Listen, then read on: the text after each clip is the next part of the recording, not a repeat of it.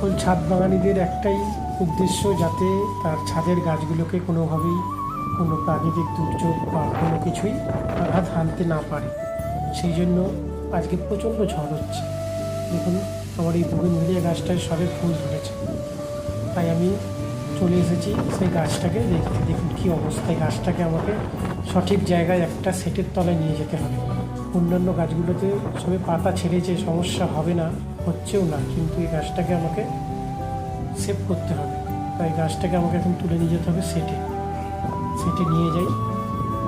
আরেকটা কি বলুন তো, গাছগুলোর কোনো সমস্যা হলে খুবই কষ্ট লাগে, কারণ এটা শুধু গাছ নয়, এই জায়গাটা হচ্ছে আমার শান্তির জায়গা।